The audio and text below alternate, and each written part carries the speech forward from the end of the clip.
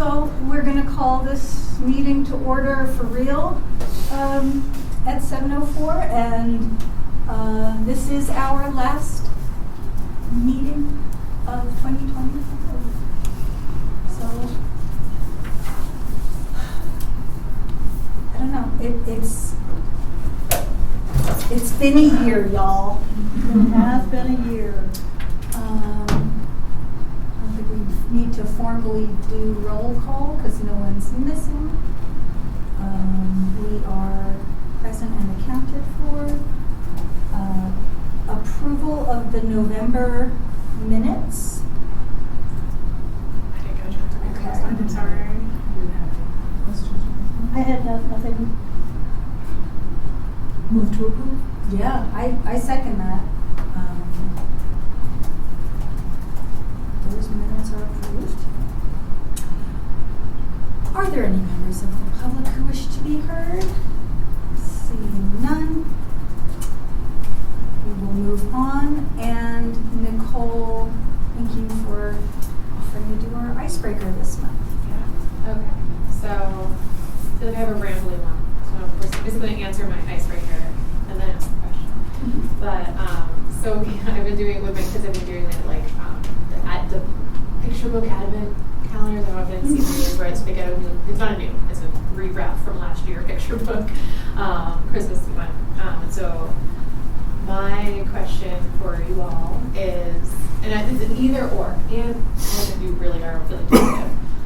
But basically, do you have a favorite book, or it could be children's picture books that people have a lot of memories from, like these winter months and holidays? It could be Christmas, Hanukkah, solstice, just beginning of winter, whatever. And or if you're like, I cannot think of a book that reminds me of any of that, do you have like a fun, unique tradition from this time of year that you want to share? But the reason I bring this up is because one of the books that I did purchase, because we did not have 24 picture books, was this book called The Smell of Christmas that I remembered from when I was a kid. It's like a scratch and sniff book. Oh. And so like scratch and it's like a little bear and it goes through the smells of Christmas, and it was like a little scratch and sniff, and like I can remember from my childhood the smell of the like orange that they get in their stocking, and the smell of the hot cocoa or whatever. And so like, I was like texting my brother, I was like, look at this, and he was like, oh my god, I remember like peppermint smell and all this stuff. And That one too. sorry, you have that one? Is that what you Had that one too. Oh, nice. Yeah, it's a classic. But Classic. the weird thing is though, we bought this one and like I swear 2 of them do not smell. My kids are like, I can smell it, and I'm like, I don't think this smells like anything. But anyway, so it's like a kind of nice nostalgic like to read about it. Oh, I have a book, Go ahead. The Polar Express. And our tradition, my husband and I, and this is just like recently, not when we had young kids or anything, was to watch the movie every Christmas Eve. I don't think we're going to do it again this year, but just really like that book. The new movie, the like No, CGI one? no. Is that the only one, or is there? I don't know if there's another one, but it's the one Tom Hanks. Yeah, does most okay, of the voices. yeah. Okay, Yeah. that one. Yeah, that's very cool. I love when the waiters are doing the hot chocolate in the train. We haven't done that one with my kids yet because there's a lot of like doubt about things going on, and I'm like, my kids already asked a lot of questions. Like I really need to add really to the you know. So we're gonna wait until they're fully in the doubting phase before we like throw new doubting stories at them.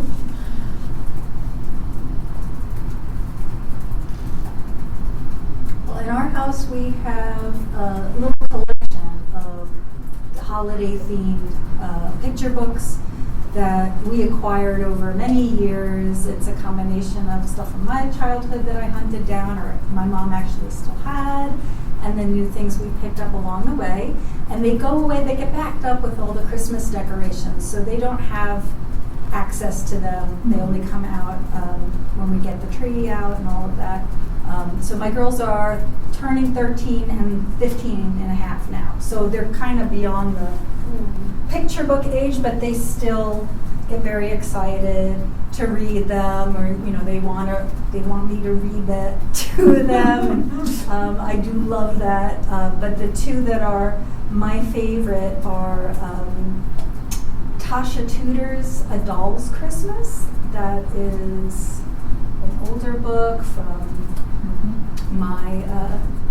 my youth, and Tasha Tudor is like, I'm just kind of obsessed with her. She's a very eccentric and complex character, but that's the way it goes.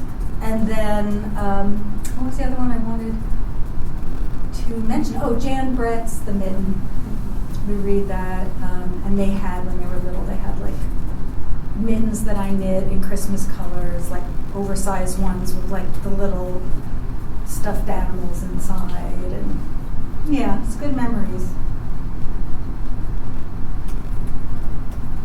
I think it's just For me, it was the Scratch and Sniff book and Polar Express, but also I loved that the American Girl doll books all had, not all of them, but the ones that were out when I was a kid all had Christmas edition. And those were always favorites for me too.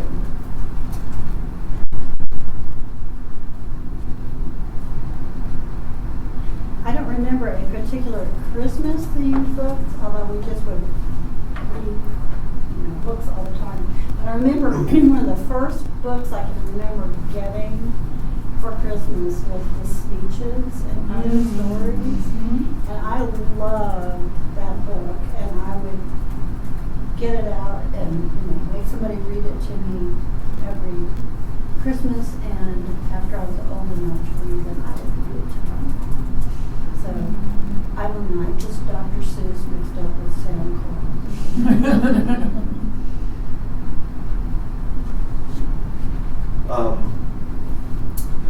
Well, it's not a kid's book, but at least my favorite Christmas story is David Sedaris' The Santa Diaries. Yes. And it's way better to hear it, to hear him read it. But it's where he's a Christmas elf in the Macy's in New York.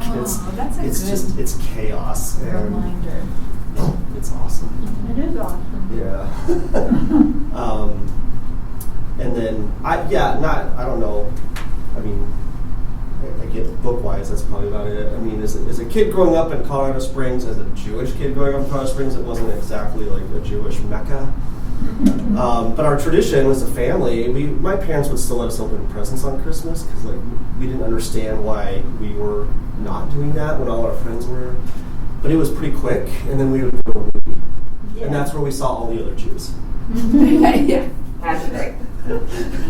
Which is kind of funny. And I still like to go to a movie on that day. And in fact, I still go down the Springs and connect with my parents. We usually go see movies. So.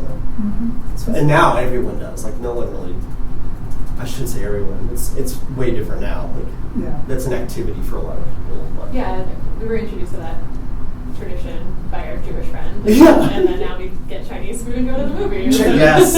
Right, Chinese food and movies. Yep. Hopefully there's a kids movie in the movie theater because that's what we're going to do. Yeah. I mean, there's usually good stuff around this time of year. The only one I can see right now is SpongeBob. I'm like, I don't know, I can't do it. That's a lot of yelling. Yeah. I feel like those cartoon characters these days just yell. Yeah. But see, this is why my son has to work on Christmas, because he runs a movie theater. Yeah. So we never get together. He's in California, so I go out in February. Oh, there you go. Late Christmas. Yeah. I was having trouble deciding on a book because a lot of the books are kind of starting to become new traditions with my daughter. She's just 5 now, so we're still kind of figuring out what her favorites are. But the one that I go back to every year is The Best Christmas Pageant Ever. There's also a film for it, and there's a newer film as well. But it's just a classic story, and I just really like that. And then my other thought was, it's not a book, but the Gremlins movie was always a family tradition. That is a Christmas for us to movie. watch. So I always kind of have that feeling even if I hear that song that they're playing during one scene, I'm like, know it's the Gremlins song. So that's definitely something I just think that we watch every year. Yeah. My personal tradition is Die Hard, of course. That's the best Christmas movie ever. which is debate. It's a big debate whether it's a Christmas movie. It's one of the Ghostbusters. Christmas. Related. I can't remember. The Stay Puft. Yeah, I have a Thanksgiving vision. type of Was it balloon? Is Oh, it? okay. Is it not a balloon? And they just blew it up. That's all it was, A right? float. It wasn't actually a float. It was just big. Yeah. Never mind. They probably came out with a float after. Yeah, probably. Yeah. Is that everybody? Yeah. Thank you so much. This time of year is always like, there's a lot of book-related traditions and things that come up with the kids, but also like just us, you know. It's a good time to read if you're taking time off this season. I usually use it to catch up on reading. Well, next on our agenda, and looking back, looking forward, that's because we are saying thank you and farewell for now to Barbara. We kind of went over this, I think, last month, but just very sad and also prepared a speech this excited. time. As you promised. Well, what I can tell you about is I was in this room from last Wednesday until Friday night because the woman who usually does all the children's books for the Friends Book Sale has been going through some transition. So I've been working to try to keep that going. And then came in on Sunday morning, and Sunday morning we take all the books that we didn't sell, and we just dump them in these dumpsters and we take them off to book rooms. And so it really was the lifespan of a book. I find all these books that I remember sorting and then get them out and people come in. So the good news is that we did, we hit our mark for what we wanted. So I'm not sure what we'll announce it all to you, but we made a nice hug and a good time with that. So I'll always be in this room in spirit with you. You'll still be in this room, just in a different meeting. Yeah. Yeah. You can leave little notes for us. No, it feels right that this is happening now, and while, you know, I wish we had a full board and we could replace that spot right away. The Friends too is moving through a substantial transition, and I think the more support that they can have, especially at the leadership level, to make progress, we just see fruits of it every month. Yes, and this will bring us all together. So thank you for being a part of this board. I've enjoyed every minute of it. And, you know, you contributed a lot in a very short time, so we're thankful for having you for the time that we did. Thank you. And looking forward, one of the things we're looking forward to is having our new city council liaison joining us, which wasn't able to quite happen for this meeting because I think they still need to decide who that's going to be. That's correct. Yeah, they were going to have board appointments for this meeting, but unfortunately that got pushed forward because their last meeting went a lot longer than expected. Because of public comment. So yeah, board appointments are happening. I think either later this month or next month. So we'll look forward to hearing back. Tracy will let us know when that is imminent, and hopefully we have that person's name and maybe a little bit more information in advance so we can really prepare, I guess, or just welcome them fully and get to know them a little bit.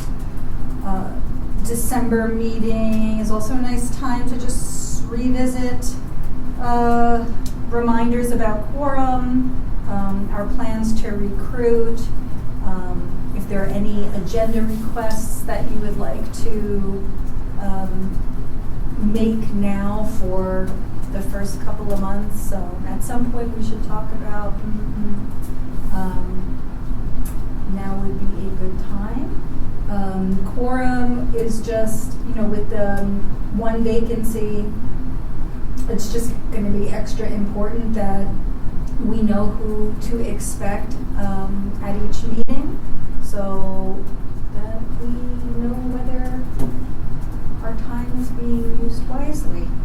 So is quorum 3? It's still 3. It's still 3, Yeah. so there's 4 of us, so. But before, we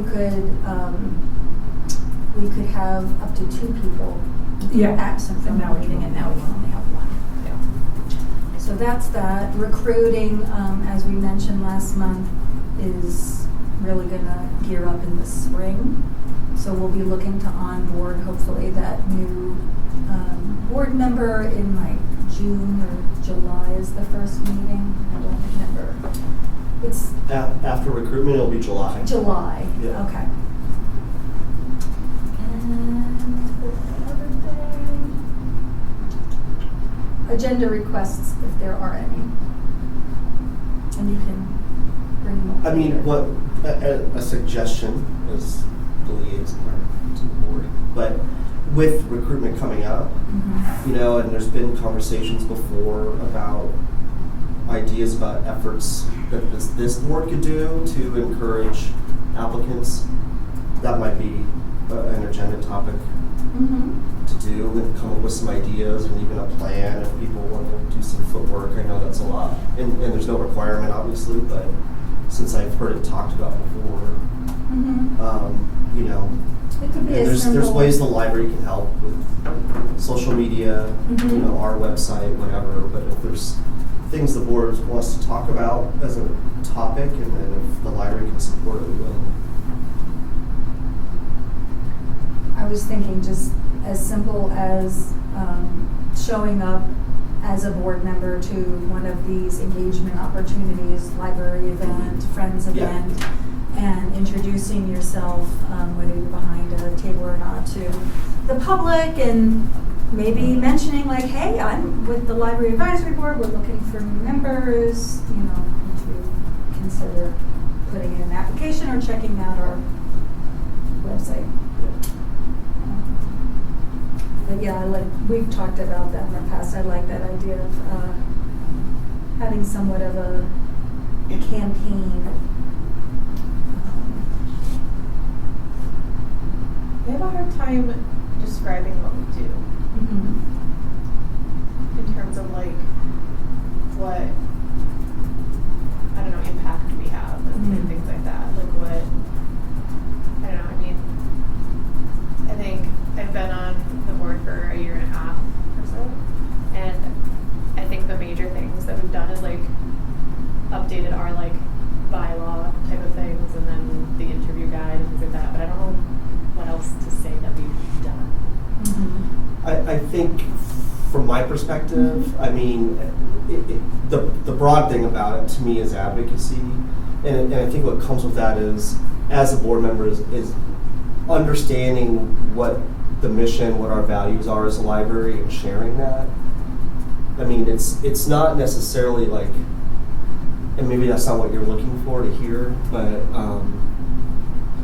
to me that's a component. So because you're representing like Longmont, right? Everyone here is on the board to kind of represent. So I figure like, what might a board member's elevator speech be to a community member if you're somewhere? And I think it would be like what the library does, what the library needs, things we talk about. So I talk a lot about budget and where we're behind as a library, all those things. I think it helps to have board members that hear that and then can share it out whenever and wherever that's relevant.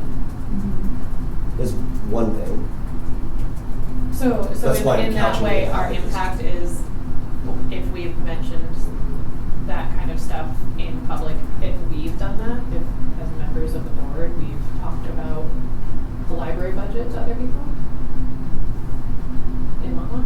I do all Are the you? time. Yeah. sure, but I'm just saying, is that what you would say that our impact has been? Is that what you would say the impact of our board has been?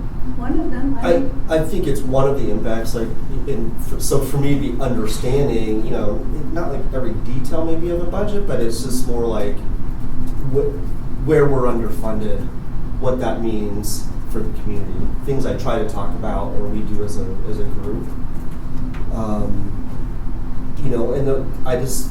Are those going to come up all the time? No, but maybe when you're at events, or it could be random conversation, it could be going to council in public comment and being that voice, because you're here and we're talking all things about this library. Mm-hmm. So it may be broad or kind of general. And it ebbs and flows, right? Because Yeah. we've had what I would refer to as a relatively peaceful little stretch of time with this configuration. And I remember when I first came into the board, there was a lot more going on. There was a lot of conversation happening about a feasibility study that had been done, and whether or not to, what to do with the results of that study, and what to advocate for or recommend to council. So there's a lot of work around putting together a formal recommendation from the board that was like more than giving comment during that portion. It was like time on the agenda to get up and like read from a prepared statement. And so one of my first experiences was going to a council meeting and listening to members of the board at that time read those statements in support of that feasibility study. Same for when there's something on a ballot, when we're coming up to an election. There was so much that was happening around that in conjunction with the Friends as well, who the Friends is a 501c3. They have a little bit more flexibility in some ways, what they can do around an election, whereas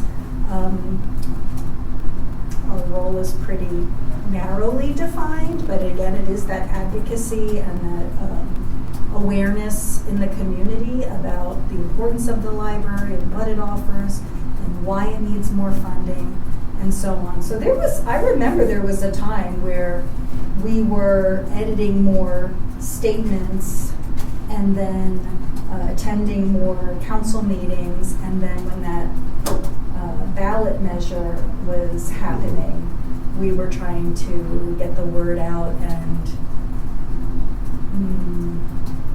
On some share as level, much campaign when information. you weren't allowed to campaign, which didn't make any sense. Inform Yeah. and educate. And that's when it was nice to be able to partner with the Friends, because they could do more of that. But they're limited as well. I also think, in some ways, and because I was talking to somebody about this too, about kind of an unsung advantage of having the board and the Friends. If, this year, our community's been very supportive of the library, but there's so much going on that if and when there's a campaign to talk about banning a book, or libraries being troublemakers or whatever, you have a built-in group of people who are available to speak to the issue when they come up. Mm-hmm. So, and it's not the staff talking, it's not city council talking, and so I think that I think we're in reserve to Mhm. speak to these issues when they do come up. And part of that is familiarizing ourselves with how the library works, so that when issues come up, we can understand how these issues are going to impact the library. But I share your frustrations, to be honest. I wouldn't call it frustration. I just was confused about, or not confused, but curious if there is more. You're talking about asking about more agenda items. Is there more that? And Is if it's there just more that we could right be now, doing? if it's just that right now, it's a peaceful time. There's no ballot measures. There's no whatever. We don't need to go to city council because nothing's Yeah. dramatic right now. Then we are in reserve. That's great. Mm-hmm. It's hard to when people are like, what do you do on the advisory board? I'm like, We I learned a lot advise. with the library. Yeah. I would say, Yeah. I know a lot about a lot of the issues, and so Yeah. I'm always happy to talk to people about it. But when people are like, "What do you do?" What do you like, do? I listen. What we do and what our impact is are two different questions, Right. really.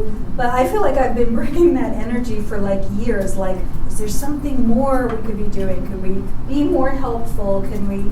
And it's a delicate balance because we're all volunteers and we all have busy lives, and so I learned the hard way that asking volunteers to put in more time than a monthly meeting is going to have mixed results. Some people are going to be like, yeah, give me something to do, or I want to feel more useful. And then you have folks who are like, I'm here every month for 2 hours and I've got to get someone to watch my kids, and this is my contribution, my time and my experience and knowledge to be drawn upon, because that's the other thing when we ask applicants, when we're trying to find out the fit with the board.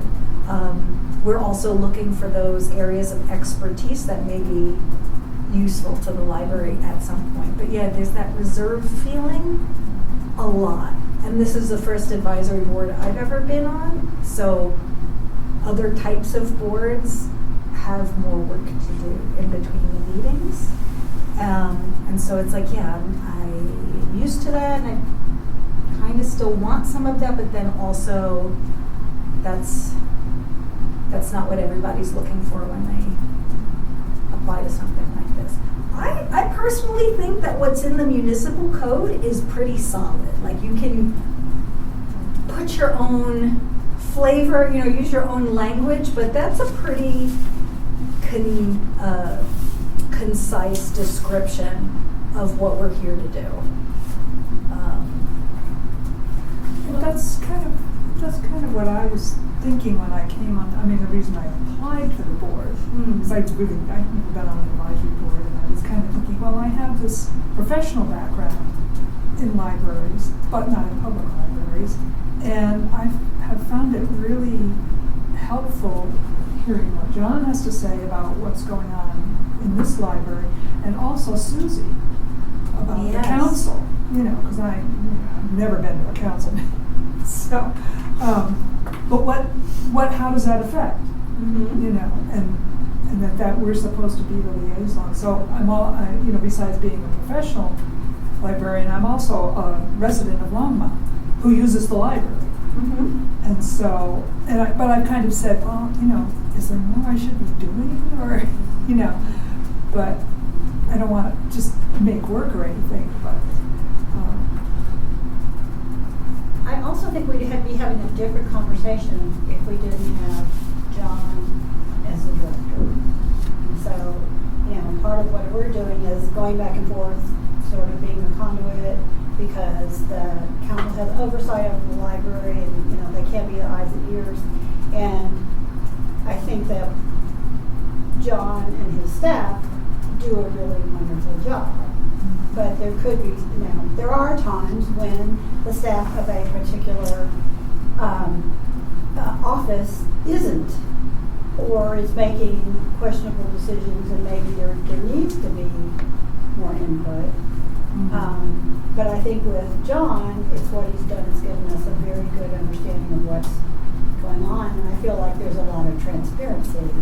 And I think that is important if anybody had questions what's going on in the library, or also if the library's policies were, didn't seem to be in alignment with what's in the best interest of the community.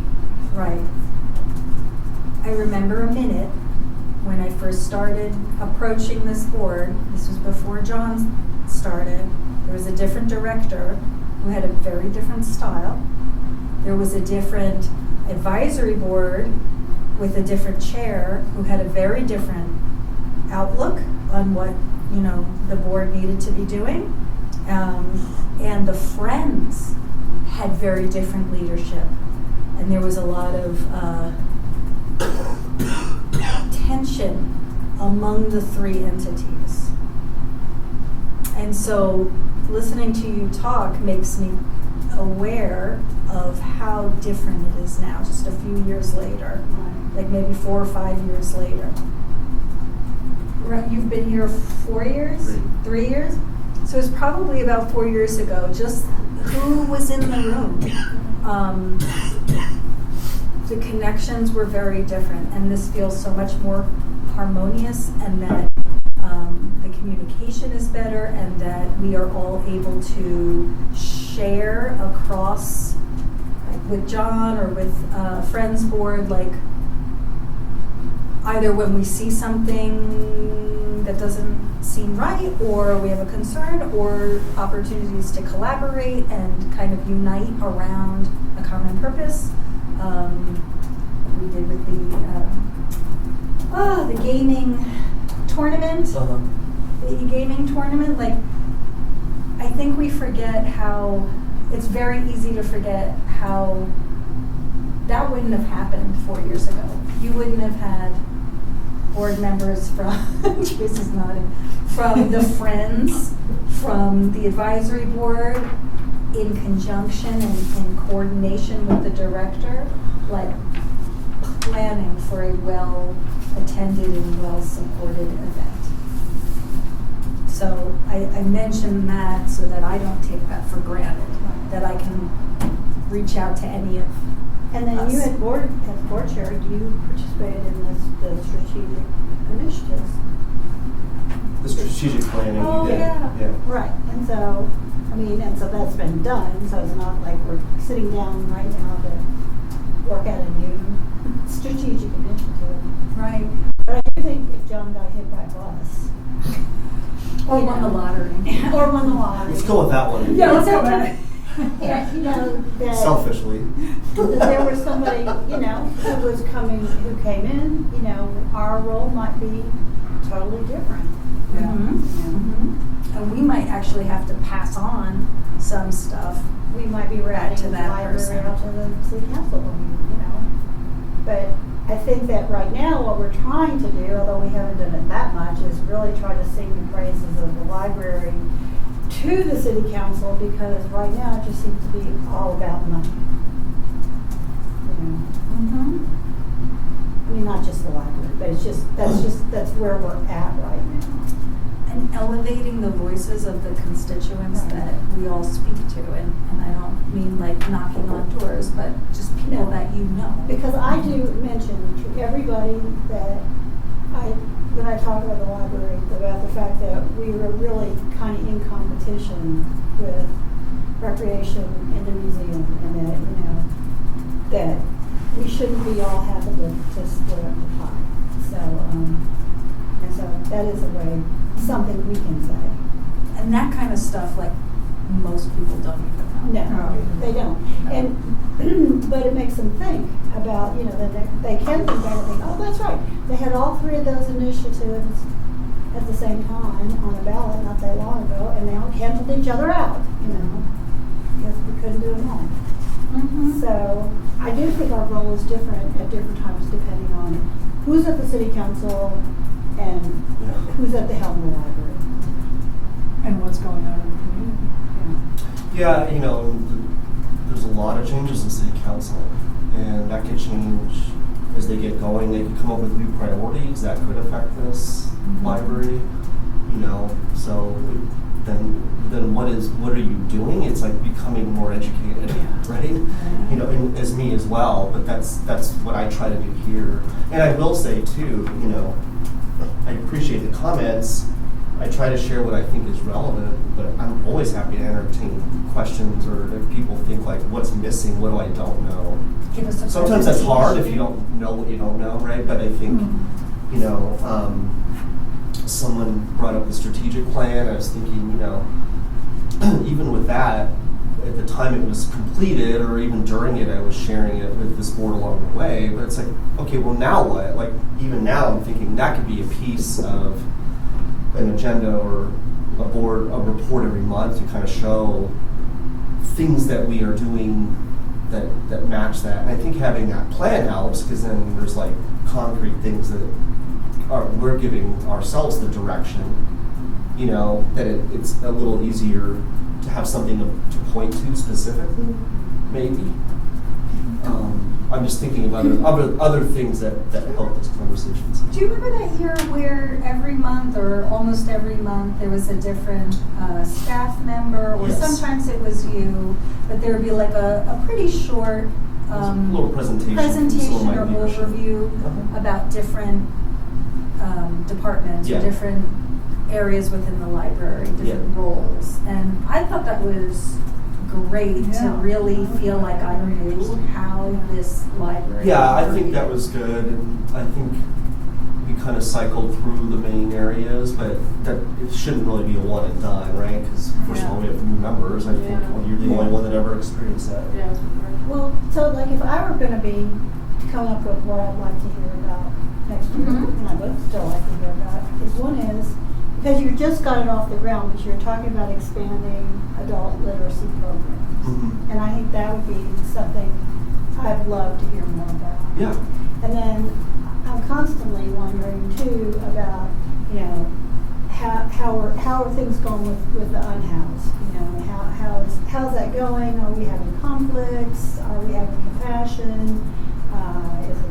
Are people feeling welcome? And, you know, and I come and I feel like everybody seems to be harmonious, and I don't hear about any events, but those are two things that I think we could do more of a deep dive into. And I do think, you know, my one time when I went and did talk to the city council, I mentioned both of those things, and I do think if we looked into some of them and then had some compelling, interesting results over time, then we could go back to the city council and say, hey, we just want to tell you about this thing that's going on. I remember, like, Susie was with us, with this board for a long time, and has been a champion of the library for a long time. And so, depending on who our new liaison is, we may need to catch them up on some stuff, educate them more about current issues, like beyond, because I know they hear about the need for funding and they hear about different things, but we have an opportunity to maybe dig into a more granular level or more representative of what Longmont residents are or not experiencing. Yeah, and I think, you know, to that point, you know, it can kind of become you know, it's hearing the same thing, right? If you're just like, yeah, the library needs more funding, right? But I think, and what we're trying to do internally, and this is another thing I'm thinking about too, is how do we actually share stories that capture that? Mm-hmm. And those are things either through staff coming here or myself or whatever, is kind of sharing those stories or day-to-day things that happen here that are meaningful, that this board hears, and those are stories that can be shared. So when people ask about the library, you know, that can be shared, and it's not always coming from the director or staff. That's, I think, for me, what it would be huge. That could be the first time we have the new liaison, maybe not the first meeting, but the second meeting, something like that. Like actually doing like because I think we've all probably heard statistics or something from your presentations that stood out to us, like, and it might be nice to kind of pull together some kind of presentation, maybe like you lead something and we can chime in or something like that, just to like catch them up on like, Like a little here's why onboarding we, session. like here's why this is important, and I mean obviously it's going to be mostly about budget, but I think like kind of pulling some of the like interesting stats that you had in terms of how long the Libby hold times are, or like, or the fact that the Friends pay for 100% of the programming, or things like that, where it's like, Exactly. those things are always the things that people I think are so surprised to hear, and like it's very possible someone on city council, especially if they're new, won't know about. So I think having maybe even like a short slide deck or something, or just something that, so that we can just catch up the first. What do we want them to know? Yeah. Right? Statistics, impact, needs, something surprising that they might not even realize. Or just, I mean, the fact of all of the different federal things going on, that libraries are basically under attack. You know, and that some of the agencies that support it are under attack, you know, and I think that'd be good for them to know, so they could also understand, you know, and I think you should mention you had to have an ICE policy, you know, that we are the front. I mean, maybe it's somebody who really understands the library, but maybe it's not somebody that understands we're the front door of the city, you know, and so all those things Yeah, happen. because anybody could just walk in. Right, happened to us, so. Yeah. So I've learned a hell of a lot. Well, and I do like the idea, like you brought up, like adult literacy and but that and I'm thinking like, you know, that's great. Like I love hearing that because I'm thinking like I could bring someone in and totally deep dive into that and what our plans are, Right. and then that ties back to our strategic plan anyway. So you kind of get both. You know, so it's like kind of a little more detailed. So I do feel, as much as I try to share it, very high level, I would say for the most part, right? I mean, but it doesn't always have to be. It's like we could really go into something a little more in depth and really get into that, or we could take on either something that becomes a library issue, not necessarily here, but like a library issue, and what that might mean here.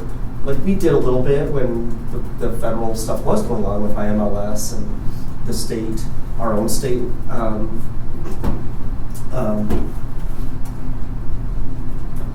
Legislature. thank you, that's the word. You know, came up with 2 new laws that directly affected, you know, so I think that's important, and to kind of get into that and fully understand what that means and what I think it means, you know, and get questions from people that maybe, you know, like the public, you're You the know, public. and maybe that's the part we haven't hit on, is we haven't gone back to city council too much and made them aware that there's more going on than, oh, there's enough books, oh, and there's enough computers for, it has people to sit on, and remind them, you know, that there are all these other programs that do need funding, you know, like being, you know, adult literacy, and all these other things that could be done if, you know, that you're trying to do on your shoestring budget. But I do think that people just think libraries, books, Yeah. you know, and so maybe that's part of our role too, is to remind the city council and the public, you know, it's not just books, it's services. And you know, the Friends do it in a really good way, but they're more focusing on, here's the services that we bring you. Right. And maybe ours is more like, here's what we do for the community. And maybe that's That essential services button that we have to keep hitting on. right. Yeah. Because they have all these little cool posters. It's like, well, you can check out a book group thing, and you can, you know, get a ticket to the Butterfly Pavilion, and it's like, well, you know. I'm spoiling a Yeah. later agenda Yeah. item, but this film screening, I think, is going to help with that.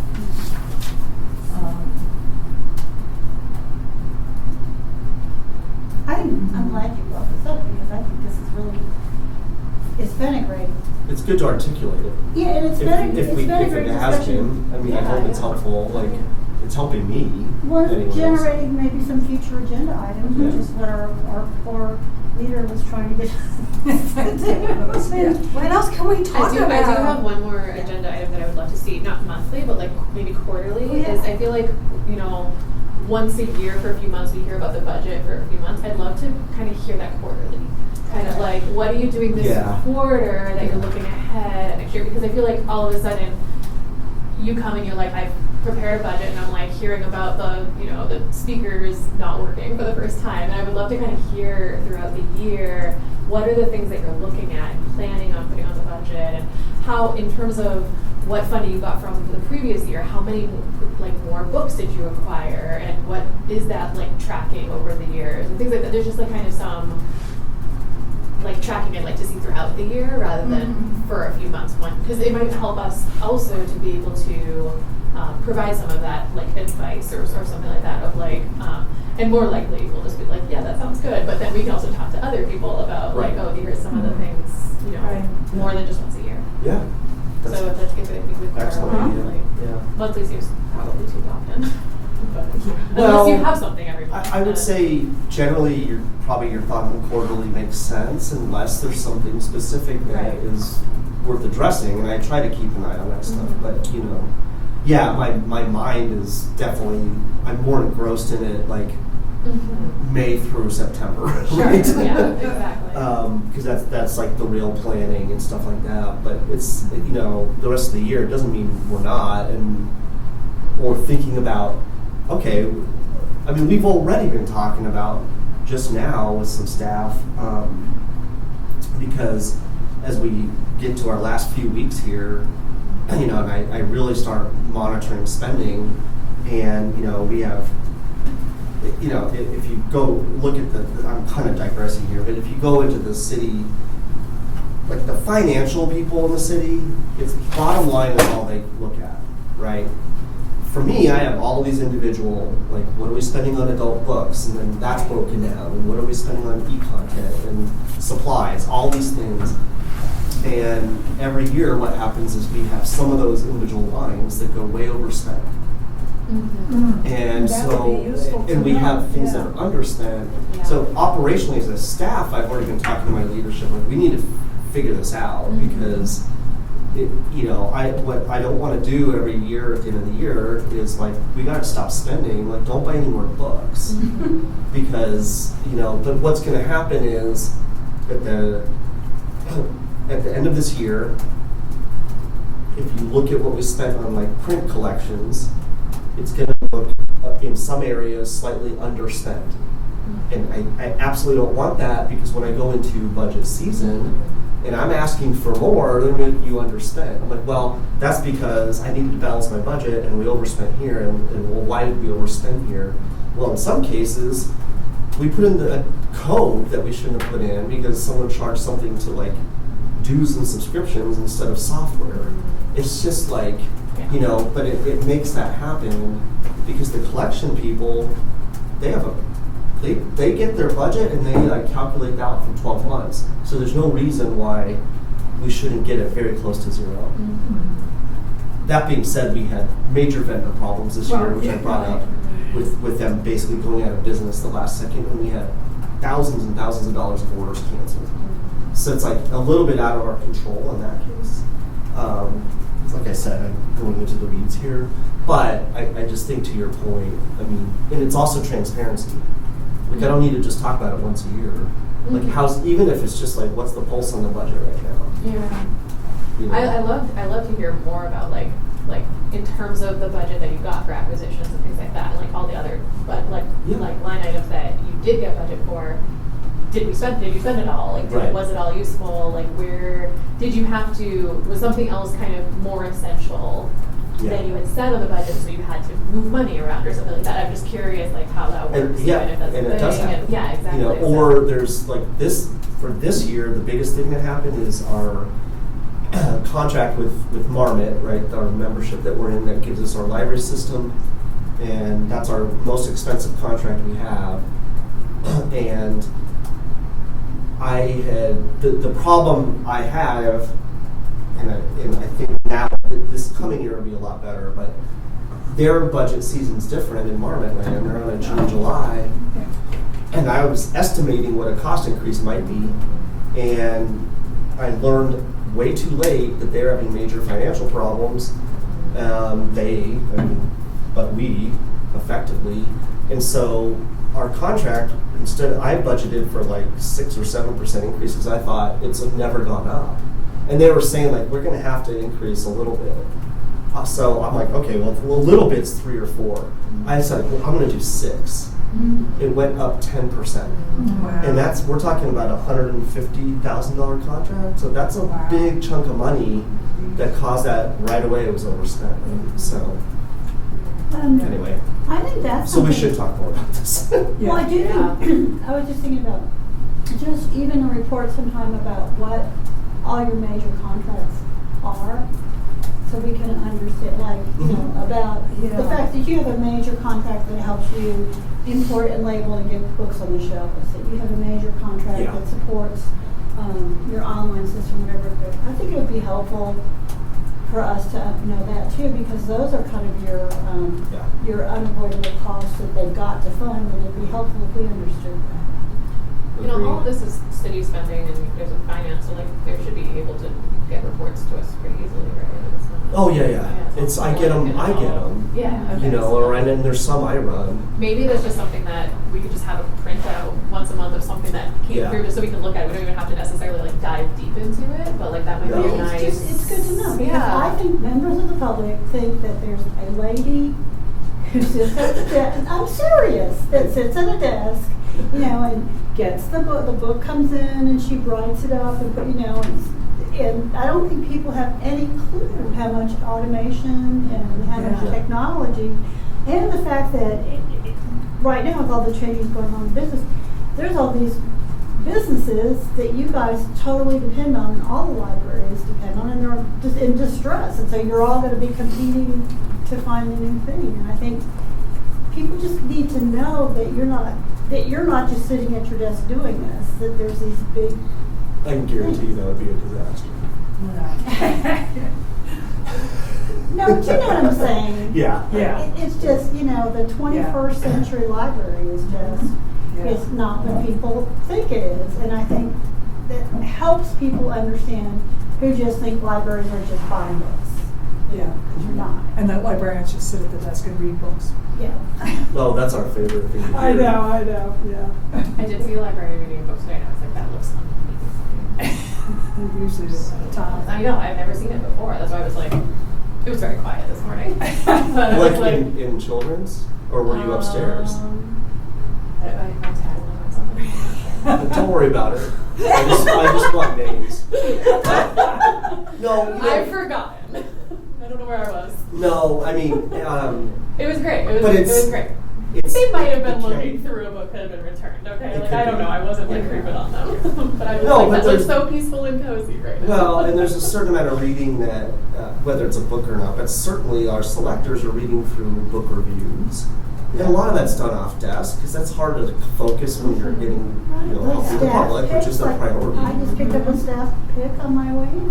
So. Yeah. Yeah. I hope this is a quick follow-up question, but There are none. So what you were describing about contracts being canceled close to the end of the year, do you have the ability to ask to have funds rolled over to the next Yes. fiscal year when something like this happens? when you I have do. to spend down? I do. And if all of our other lines, like if we didn't have overspend happen for whatever reason, like over here, Mhm. then I would absolutely make a request to appropriate collection dollars to the next year. I can't do it now because I really don't have the money. It looks like I do. Right. But you can request that, and it's a city manager final decision of Yeah. whether, and I think if you get in the habit of requesting, we call it an appropriation, but it's a rollover. Mhm. If you're doing that all the time, then they're going to start questioning you, like, You're not- what's the deal? Yeah, you don't need this money. We don't need to allocate that money. Yeah. Maybe we give you less next time. And there's other, things you can do too. This wasn't so much about collections, but, or maybe it was 1 year, I don't know, but we did have a short spending for some reason, and I basically did a method of doing that, which was to create a purchase order for something. Purchase orders automatically get rolled over without going through the city manager. So, but That's again, cool. if you make a habit of that, Right. so you have to, there are tools to help when you run into issues, basically. So there are ways to make sure that, and I would argue that that's good governance, where we have, the library is 100% reliant on general fund dollars for those things, collections, and we need to spend it because the taxpayers are paying for that. What happens with situations like with Marmot and you spend an extra, whatever it was, $8,000 or Well, something? we try to underspend other places. Is that what you have to do? Yeah, okay, so. I mean, maybe I could come back and request. It's very hard after the fact Yeah. to say, hey, this came up. and to see if there's dollars to help support that. But for this budget year, I just decided, because we have had some other years where we were underspent, and I don't really know why in some areas, not collections, but like other areas, maybe with supplies, things that are a little more, like maybe we didn't need as much spending in supplies one year as we did in another. And then sometimes there's salary savings because of attrition. So people leave and we don't get filled for a while. Right. And I can actually move that within a budget year if I'm short. And this happened last year. Our budget was going to go over. I had salary savings, so the finance was able to appropriate that back into our operating budget, so I didn't go over. Okay. So that's nice. there are ways. Yeah. That's cool. Yeah, we weren't allowed. No, public health. The salary was completely separate from all of this. Well, and it also is in a way, right? Because the opposite of that is if for some reason salary went over, it's not like, I mean, I'll have people coming after me like, what the hell happened? Yeah. But staff will always get paid, Yeah. right? It's not going to be like, sorry, your director Yeah. budgeted poorly, so Yeah, good yeah, luck. yeah. You know? Yeah. Sorry about that, mortgage. So, whoops, yeah. Here's a pizza. So that's a Thank nice, you. easy question, Nicole. Yeah. I'm Which teasing. one? Well, The original What one. do we usually do? Yeah, okay, fair. no, it's good. I love it. It's helpful to know that we're all on the same page, because that's, Yeah. I mean, that was basically, I Yeah. didn't want to be able to have an answer. Yeah. I think between Tracy's minutes and the notes that I took, we have like a nice list to work with starting in January.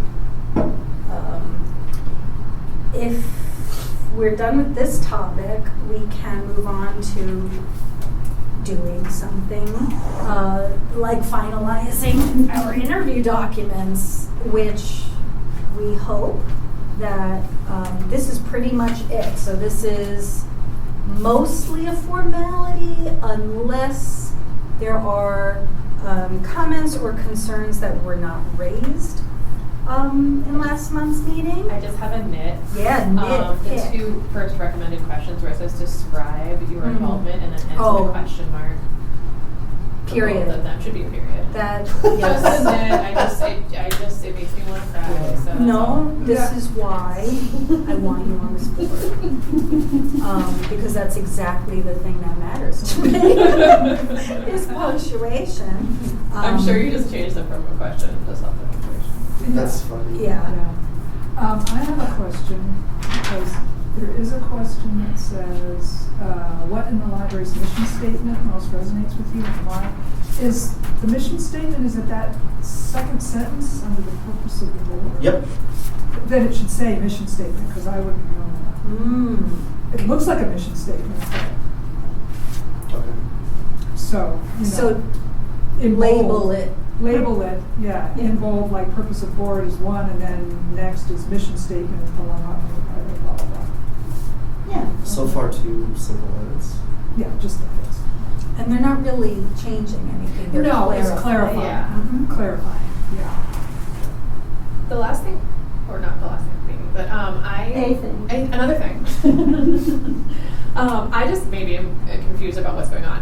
Well, how are you supposed to fill this out? Because I assume that's what this is, to come some kind of rubric. Because it has like, at the very last line, it has like summary / notes, and then first choice, second choice, alternates. I think that's like the people's names that you're putting in there. But then like on that first line under recommended questions, it's like name, and then there's like strong, neutral, weak. I'm just super curious what I'm supposed to be doing with this rubric. My feeling was that this last part should just be summary and notes, and then somewhere else you can put using this to get your first choice, second choice, and all. Yeah, because Is it this going to is, be one per person? that's what I'm thinking, yeah. Okay, that's what I was- One Yeah, per when I was person. in interviews in the past, I printed out one of these per candidate. Right, so for, you know, by the time, when you're just having the first candidate, you're not gonna know first choice, second choice. Do you think we can take that whole row out? Yes, and have that Yeah. nice big juicy space for summary / Summary notes. Okay. about that one person. Merge those cells, is that what you're Merge the suggesting? rows and the columns. So it is the idea that the strong, neutral, weak columns, you would be writing your, like, as somebody is describing their involvement with this or other libraries, you would be deciding whether your notes in each thing is, or are you just like doing a check mark? Like, what is the idea? Whatever here? is helpful Okay. to you, because these don't get turned in, nobody sees them. So they're for your Okay. They're for your reference, and for me, with a big box like that, I could see myself making little notes to myself about why I thought it was strong or why I thought it was weak. Okay. Because we're all gonna come back together and discuss and make recommendations, and someone might challenge me, like, well, I thought they gave a really strong answer. Why do you think it's weak? And then I can, Maybe their involvement's strong in some areas and weak in that they've never had a library club. Mhm. As long as someone is formulating why they are using those columns the way they are laid out, I'm on board. I personally didn't understand Okay. how I would use the columns. I just wanted to, like, if everyone was like, I wouldn't use those columns, then I was like, why do we have them? But if you're like, that makes sense, I would put those notes in there. One of the rounds we did it was slightly different headings, but I used the boxes the same way. I kind of made a mark, and then after all of the candidates had been interviewed, I counted up the marks because I wanted just to see. It's not that that's exclusively how I was making my recommendation, but I wanted to see how the candidates compared to one another, rankings wise. Okay. Yeah, and, once you've been through like 2 or 3 people, it's like, well, was it that one that said that or that one, so that you can remind yourself. Or You're you're making- two candidates who are almost equally Yeah. strong, but then there was that one question and you just liked the way that Right. they responded. But you're making your notes in the moment Yeah. with that one person. Yeah, I like that. But if you don't want to work that way, like, it's not. Yeah, I mean, I'm perfect. As long as it's helpful for somebody, then we can keep it. I just see myself using the whole thing of writing. That's how I probably would do it. Is I would have this just be an empty Right. box But without I- columns. But I like, appreciate people that. yeah, we don't need to change it for me. That's for sure. And then I guess the last thing is, why is this name italicized on the right of that Yeah, is that box? where you're supposed to write the person's name? I'm just curious. Oh, Yeah. I haven't seen that before.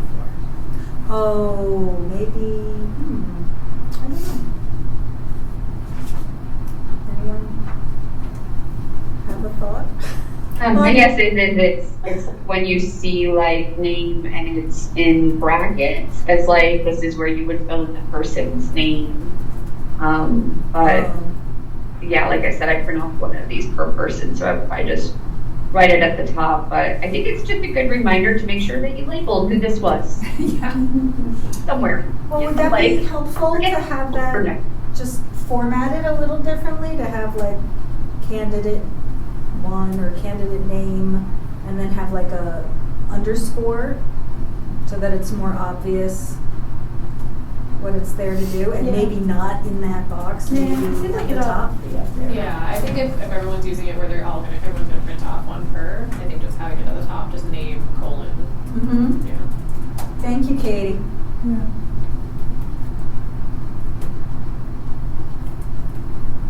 But it's so much better than it was. It really is.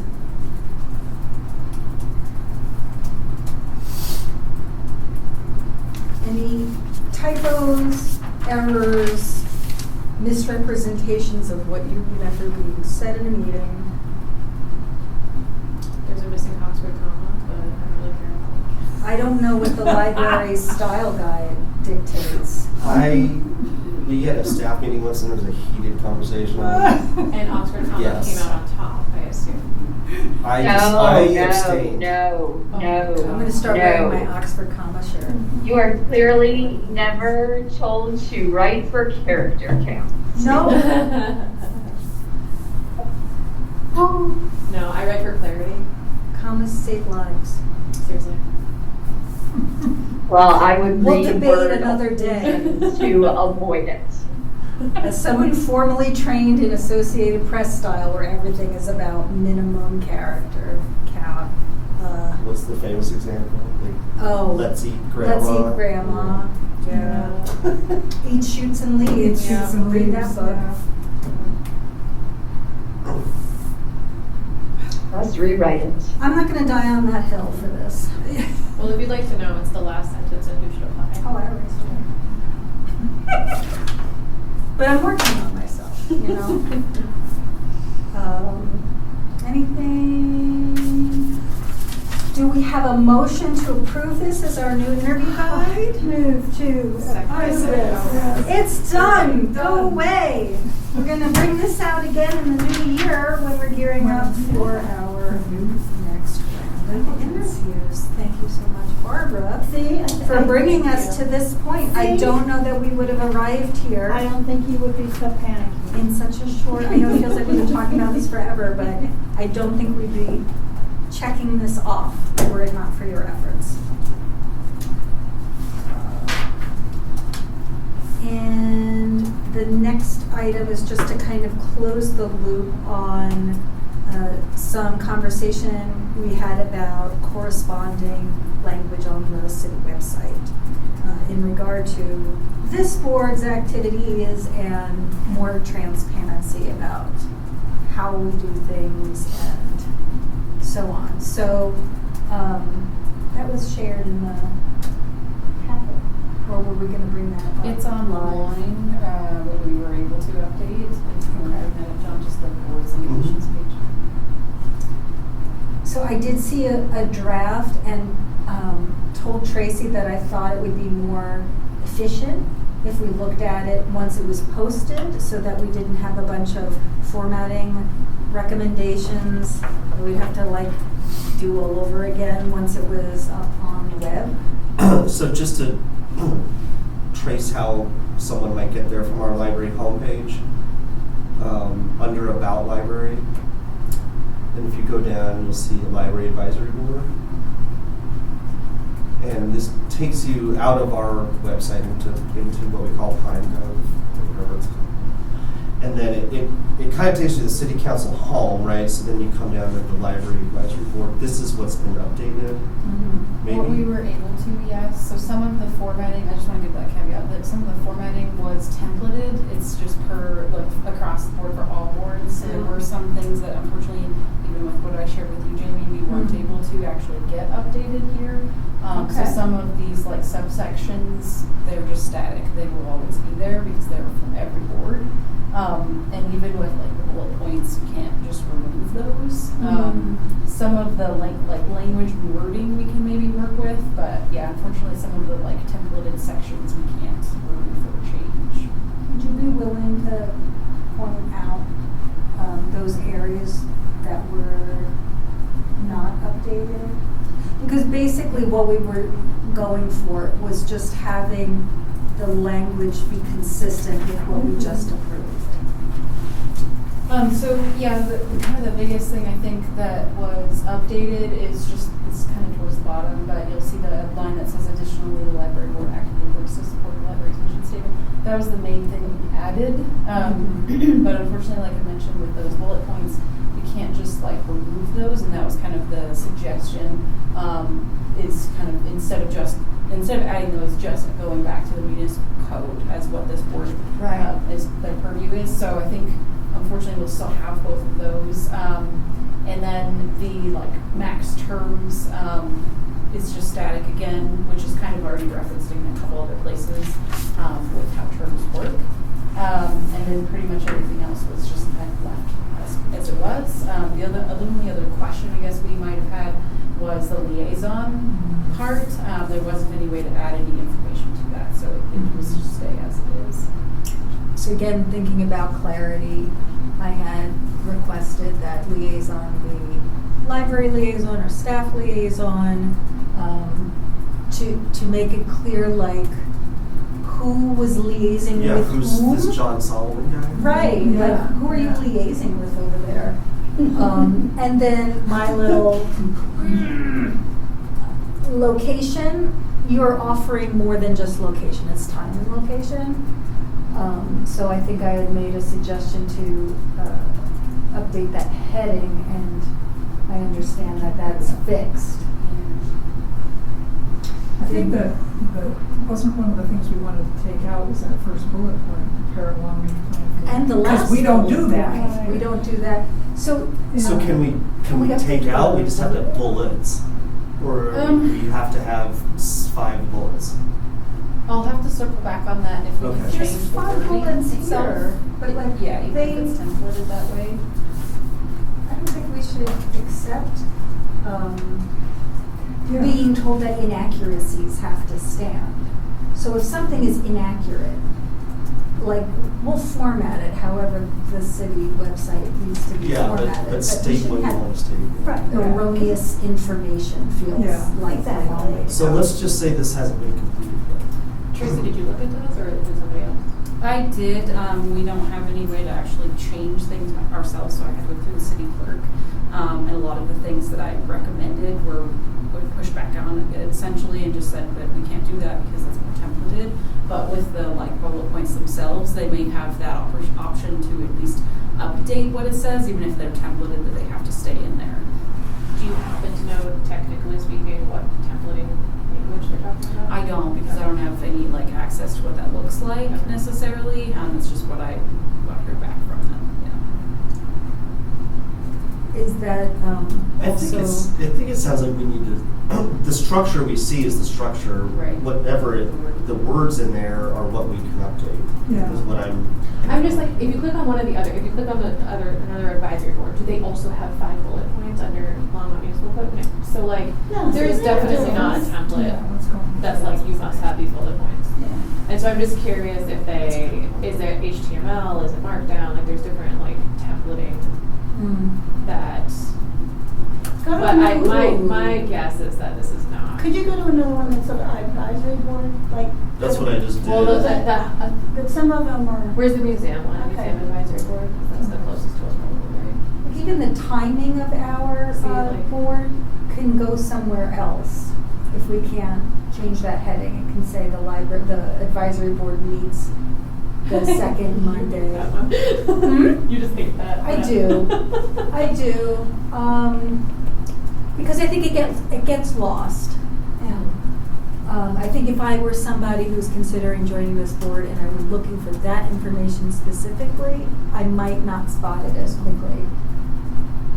That might be There's more variations here. formatted. Tracy. Yeah. We gotta follow up with some. The location one, I'm sure those are fields in some kind of database or something, some kind of data entry. Yeah, but the content of what's. the content under description is definitely just a text block. So that's the only thing that I would potentially push back on. The other ones, I don't know. There's more to do here.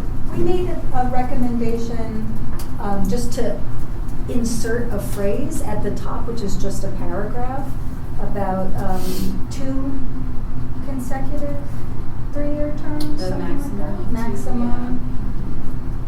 And that didn't get in there. Well, it's max terms, it says 2. Yeah, but it doesn't It would say. be under the eligibility. Yeah, board members are limited to 2 Oh, consecutive Yeah, terms. they should update that, so that, yeah, that needs to be. Because there's a bullet point, yeah, it just says board members are limited to 2 consecutive terms. I did request that. Oh, there it is. Yeah, that it was updated to to a maximum of 2 consecutive terms. So that it was clear that it wasn't necessarily always automatically. Okay, that's happening. fine. But that's not updated here, so we'll have to make sure that gets Yeah. updated.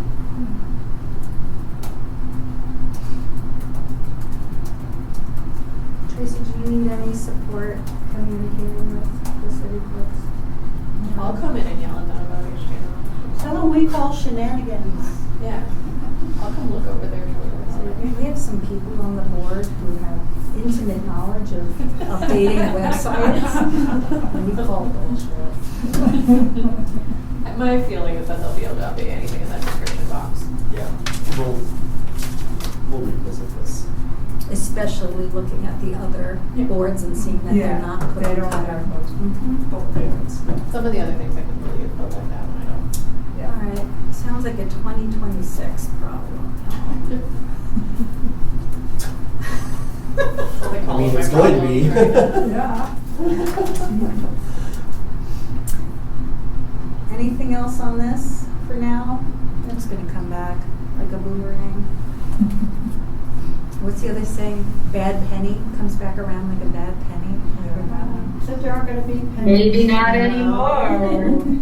Oh, they'll still be up there. All right, it's report time. So something I was dabbling with, like, really very recently, but I thought it'd be worth sharing. The state library introduced, it's like a way for me to gather data that already exists. We input every year to the state library report. And then we can, there's different things you can do with it. Well, someone created a tool where I basically answer some prompts and then I can put it into a spreadsheet and in a little slide deck. I didn't do anything with it. I'm not going to go through every slide, but I think one of the useful things about it is it's designed to basically put in peer libraries and kind of see comparisons. Oh, cool. And this is not it. Hang on a second. This is, you can see I've done it's kind of, I was just playing with it. But the numbers are there, and I thought some of it would be worth just sharing as we go through. I put in basically our neighboring libraries as peer libraries, which, I did it because they're neighbor libraries. Obviously the populations on some of these are very different, but it's still worth, because we're, except for Loveland and Westminster, well, I guess Broomfield. I was going to say Westminster's the furthest, but they're the closest in population and stuff like that. So you can kind of see, like, and this isn't, I don't know when they update these, right? Longmont's over 100,000 people. So take it for what it's worth, but it kind of shows you, like, okay, this is our total, what we spend, or the last year, anyway, 2024, what our budget was. In, Boulder's, it's hard to look at because they always have more anyway, and now that they're a district, they even have more. So it's like, so like they're way out there, but if you look at some of these others that are closer in what they're doing, and so those are the peers and overall expenditure. Total paid employees is FTE, right? So just so you know, we don't just have 47 people here, we have like 73. And then I'm gonna really, don't try to stare at these because I'm gonna stop on the ones that I feel like I can talk to.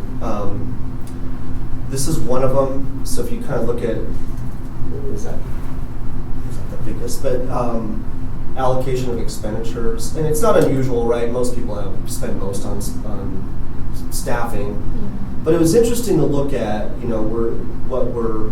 if you look at like collection, and you'll see this more later, but like, a pretty small percent, very high in staffing for us. And then our peer average, we're right there. We spend a little bit more on staffing. Colorado, so it's very close, but if you look at some of these other libraries, it's just kind of interesting to see where they're at. Particularly Boulder, who is able to spend so much less on staffing. A branch for that, like out of their own funding. Well, The biggest change for them was becoming a special district. So that changed, that's Yep. part of the other funding? Well, I'm just the trying to figure out what they foundation. spent money Oh, on. other would be operational. So like they're saying, so supply. they built a new branch, right? They Yep. built a Novo branch, and so Yep. that probably came out of that. Well, I'm not sure. I don't know what year. Because that was decided on before they became a district, so that is a little gray area. But Well, what Wouldn't else that are they be spending capital 60% of campaign? their I mean, you're gigantic probably right. budget on? Well, they just whatever. Yeah. Pizza Well, I mean, the parties. budget Yeah, I was gonna their say. total budget is so much bigger. Wouldn't the foundation have raised a lot of that, like as part No, of the capital no. campaign? No, okay. I don't think so. What was I our don't know. budget, just go back to that real quick, it was for something? Ours? Our operating? 4.5 now. Seriously, But 60% of the point I'm trying to make is that the older public library, their budget is so much huger that when you take percentages can be a little misleading. What are they spending 68 or 60% of $28 million? Yeah, you're probably I mean, right it as far as builds it, right? yeah, it It's probably better than won't be Novo. that every year. Yeah. Except that says operating expenditures. Well, but they have to pay for But it. that That's is- not part of like the city or anything anymore. Assuming that that's. Yeah. So quick, rough, imperfect math with those numbers. Actually, I put Longmont in as 100,000, not 98. Boulder spending $212 per capita. Longmont spending almost $46 per capita. And there's a slide here that's going to get in per capita, by the way, so you don't have to do that. Collection. So, you know, it's kind of hard to tell where it aligns, but You can't make that any bigger, can probably. Do you have a quick presentation? you? Thank you. Oh, If you go to the, where it says slideshow. Oh, thanks. Yeah. oh, how about that? Thank you. I'll have to keep moving this around. That's fine. And this.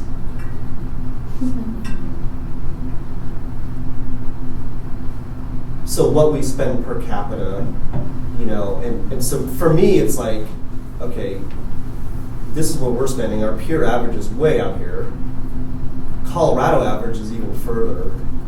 So that's an area, so when we talk about funding, right, I'm like, we should not be for a town of 100 and some thousand. We're way underspent on, you know, one of our core missions, which is, Can I ask if you were to do this again and you left Boulder out? How much is Boulder? that's a good question. I'll run this Because if you look again. at the other ones, Brookfield Yeah. and Loveland look very similar. They're very similar, and Boulder may be So- skewing it. I think Yeah. that's more likely than Longmont skewing Yeah. it. So like, But I still you're still think, probably under average. you're right, and I think it's worth running I it still without find them. Lafayette, Louisville, Westminster to be much higher than us. I mean, Lafayette's interesting to me because they're so much smaller and they're spending way out here. That one I think is very interesting too. Yeah. I think it's worth looking at. Little Boulder, so.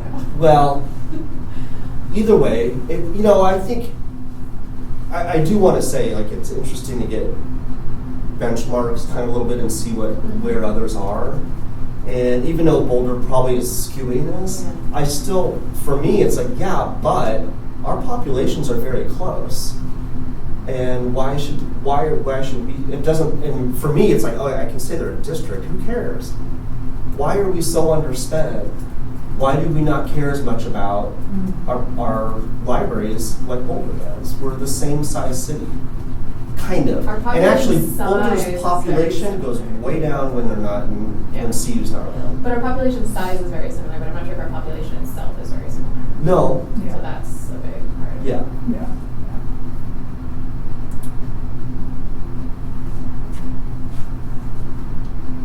Okay, so how do I advance? An arrow key. I just tried that. Now it works. Okay. Yeah, so another one, just people ask me a lot, like other either library colleagues of mine or almost anybody, be like, is electronic taking over print? For some libraries, yeah. I mean, if you look at Colorado, and I think this number, by the way, this is taking everybody, right? All libraries, all public libraries in Colorado. But I've always said we're a heavy print library still. That's what our population wants. We're a high lending library too, so while others may not have that, they're borrowing from us. We lend a lot out to our member libraries. Which of these are part of our lending? All of them, that's why. Okay, all of these? Except for Westminster Okay, is okay. not. The only thing we share with them is our ebook and e-audiobook collection. Okay. I feel like half of the books I get from library loans are Lafayette. Because they never scan. Yeah. So like, it's a sizable portion. And there's so many reasons why that could be.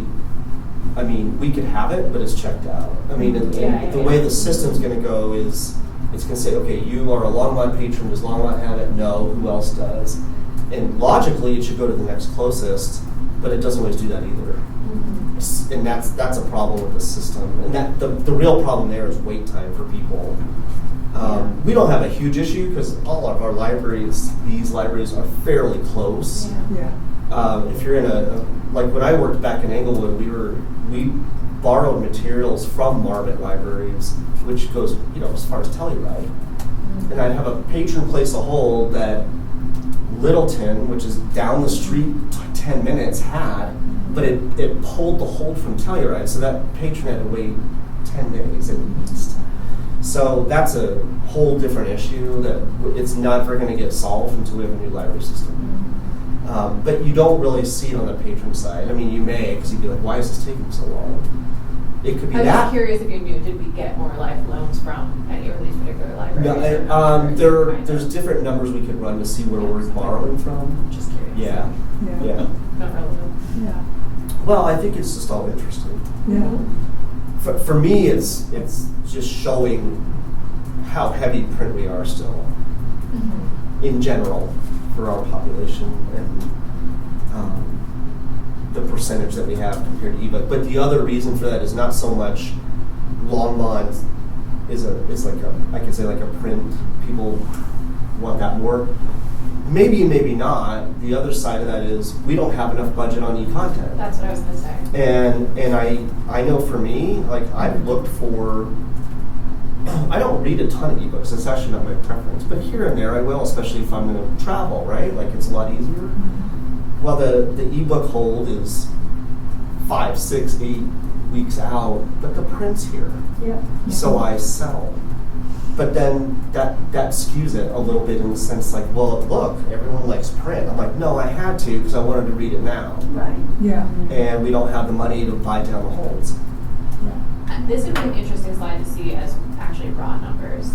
And I have those Instead spread. of percentages, Yeah. because if especially per capita, if there's physical items, if the number of physical items per capita is a lot, if it's the same, but the number of digital items for all these other libraries is a lot larger, Yeah. that just means that we just have a tiny digital version.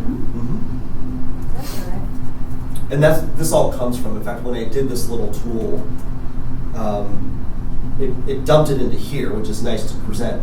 I have the full spread, and that spread actually has every single public library. And then you can filter and sort and all that stuff. Didn't even look in there. I just wanted to kind of see what it looked like as a tool. Something to maybe look at, as we were talking earlier about different things to look at. It could be this, it could be other numbers in the state, but this is one of them. Collection by material type, so again, it's print, ebooks, and e-items. Oh, okay, this is exactly what we're talking Yeah. about. So yeah, there's you a see number. that tiny ebooks. Yeah. Oh no, but we do have just a larger print volumes than even Boulder. Yeah. Boulder's a teeny print collection. Where are we putting it all? I mean, do you go upstairs? Yeah. I guess so. Yeah. All the There's other a- libraries have fewer books Yeah. that are one location. Yeah.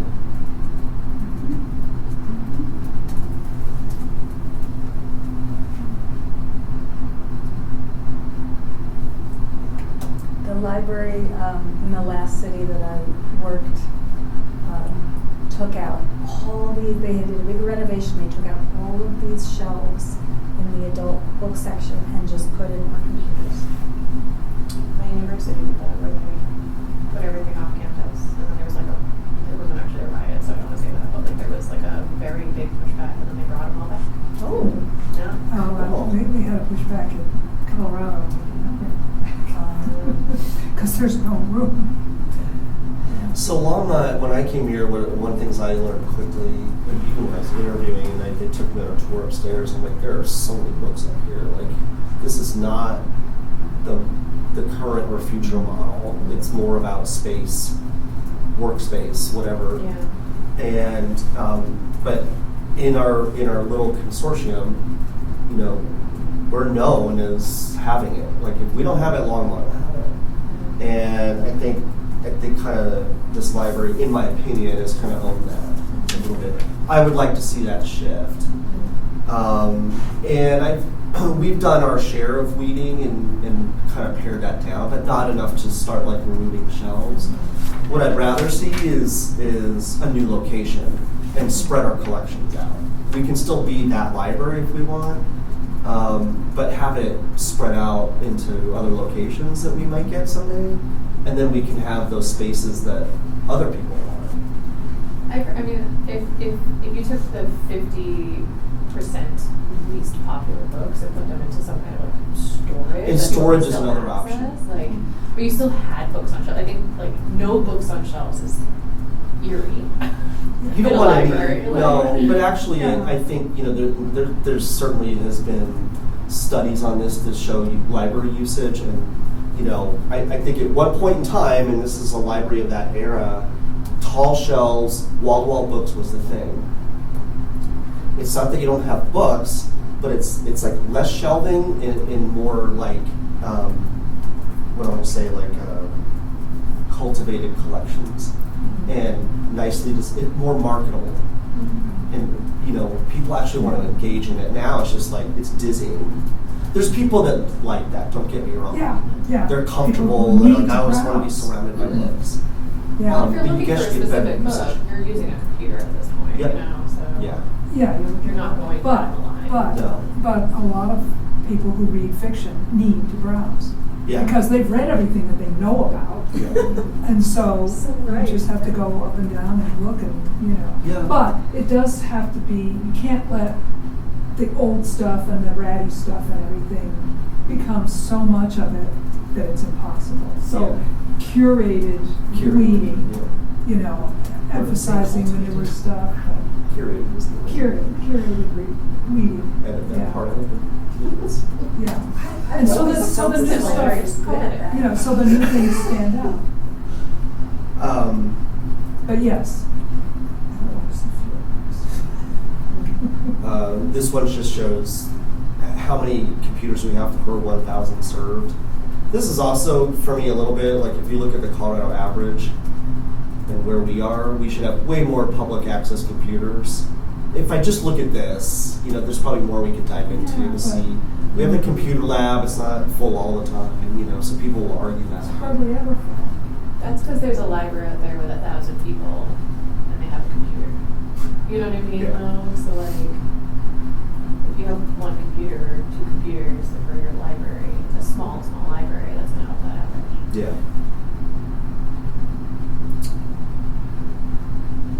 And then we get into staffing per 1,000 served. Of course, Boulder's skewing that too, right? They have almost one staff per 1,000. It's just like, that's nice. Operating hours, that's fine. I don't have any issue with our operating hours anymore. Let's skip the salary part. And that salary part, and that salary part. Maybe that was it. Oh, the circulation. This is a little hard to read, I honestly didn't spend a lot of time here. Circulation's a little hard because you have like the 2020, 2021 COVID era, which just jacked everything up with circulation for every library. But then kind of trends with that, so it looks like we kind of climbed and a little bit dip, which is a little surprising from what I see in our circulation, so I'm kind of curious about that. And what's going on with Louisville? Yeah. I have no It's idea. Louisville here. Here it's Louisville, yeah, Yeah, you don't sorry. get to talk like that. I know you're southern. But wow. There's something wrong with that. Yeah, that's It's a just bad. There's That's something a bad thing. absolutely wrong, and I was like, in fact, I was almost You going can to ignore strip that. Yeah. Actually, wait, could you go back to salary? I don't think it's irrelevant. I do think it's relevant. Damn it, Please Kate. go back to director salary. Fine, whatever.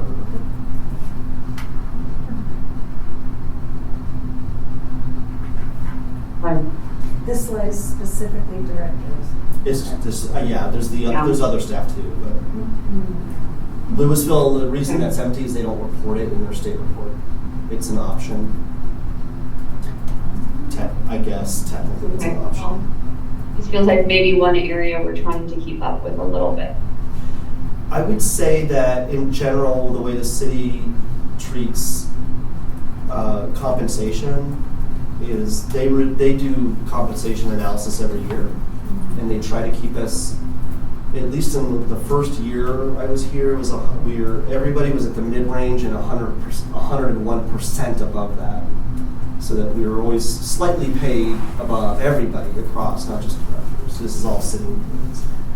Last year with budgetary issues, and this coming year it'll be 100%, so right at it. But they do that every year. Is there a hall that doesn't have a label? Is that Westminster? It's Westminster, and I'm not sure why it's not labeled. Can you go to the next slide too? So yeah, that's We do well with our non-supervising Yeah. librarians. Okay. And it's actually going to show in 26 because when the city did the compensation this year, for next year, they realized a large number of classifications across the city are now above, and in some cases way above market. And so what that means is no one's getting any salary increase. So I think there's trade-offs there with how that's done. I mean, that's a whole different conversation. Well, and when market is Colorado average below Colorado living wage, Yeah. it's pretty messed up. So the lesson here is stay in the front range if you want to work in libraries, because whatever's pulling that state average down. But, you know, the 2 years prior, and speaking particularly to our librarian classification, the last 2 years, the first year they got, I think, a 7 or 8% increase, and the next year they got like a 10 to 12%, because that's how far below they were at market according to the city's study. So, you know, they saw that, but now next year they're not going to see it. Yeah.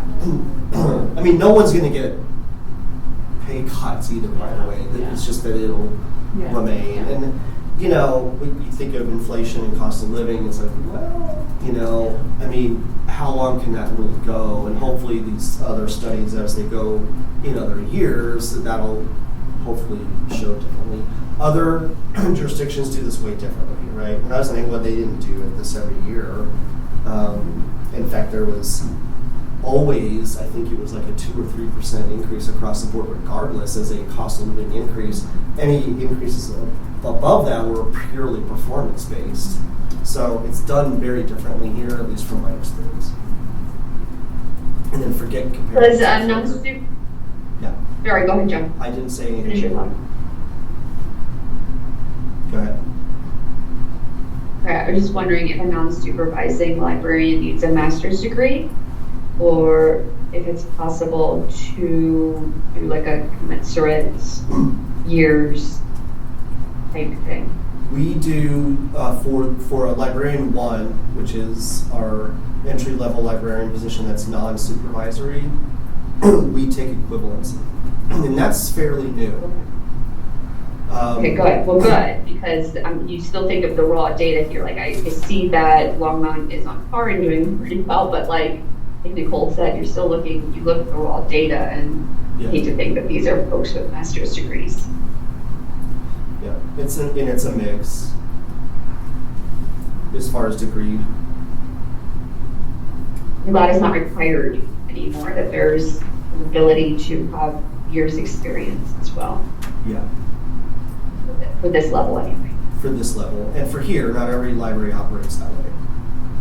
Yeah, I've chosen to as an equity issue because it just becomes harder and harder for people, and particularly if you're looking at diversity, who's not going to library school and who is.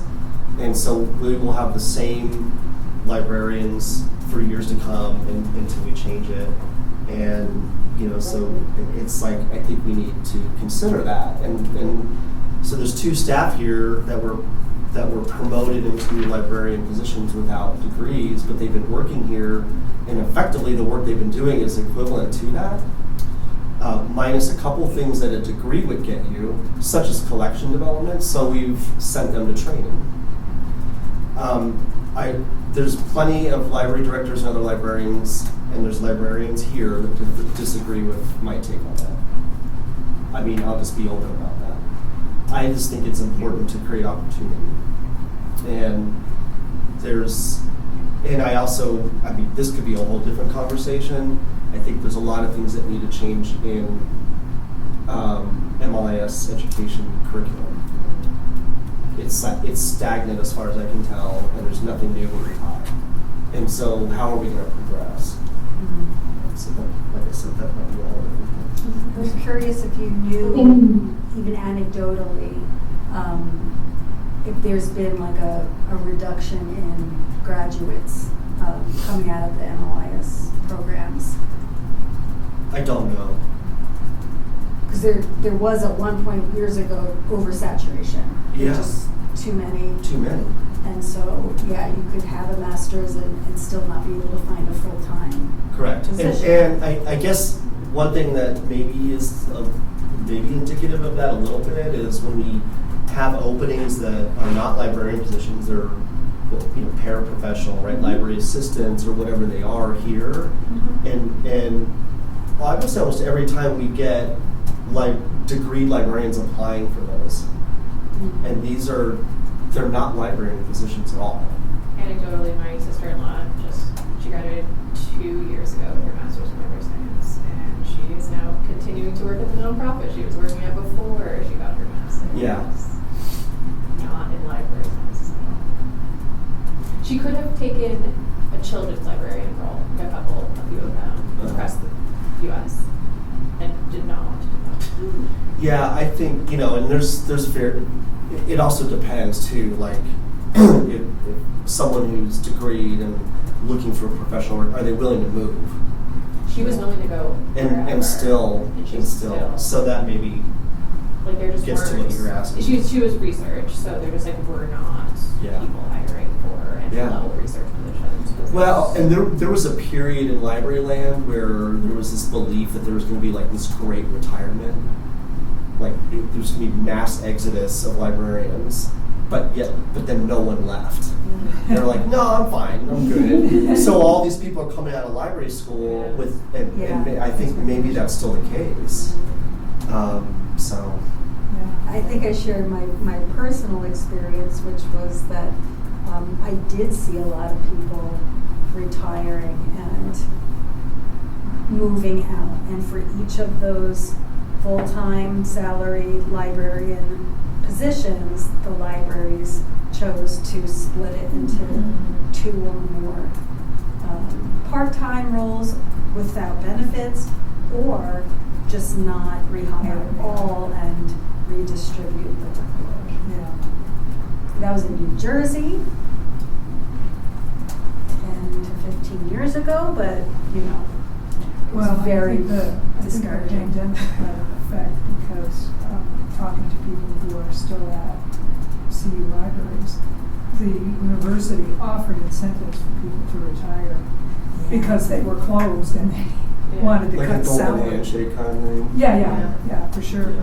And so a number of people who I knew who were younger than me, but not a lot, they wouldn't have normally retired that young, but they took it.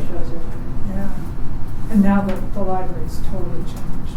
Really. Somebody who's still there now.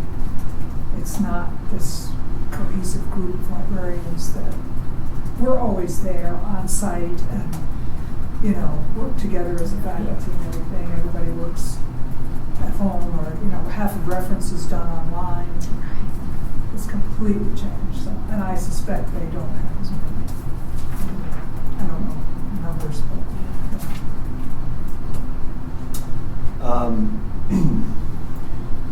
Yeah, and the programs are getting more and more expensive.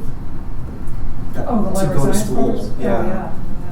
So that's another factor, I think, for people to commit. And then, the nature of the work we do, I think there's so many different skill sets that are needed. And I think at a high level, and that's where I circle back to what's being taught, to come out and be ready. For me in particular, and I've had staff come to me, I'll tell you, and a couple of them still are enrolled they're in an MILS program. my question to them is like, what do you want to do? Like, I mean, one of them's like loves archives and research. I'm like, that's probably appropriate. Like, if you see yourself in a leadership role, like you want my job, I would do organizational leadership in a heartbeat. I would not get a library degree because library degrees still don't teach people how to run organizations. Yeah. I've learned it on the fly, and I'm one of millions. Yeah. So again, I have a soapbox, Yeah. which I didn't intend to get into, but Katie made me go into salad. Thanks, Katie. Thanks, Katie. But we do well. I jumped to the hourly, so assistant and below clerk area range. So, you know, again, like, it's up there as far as that goes. Right at that living wage. Well, I shouldn't, I'm not saying it's like up. No, I know.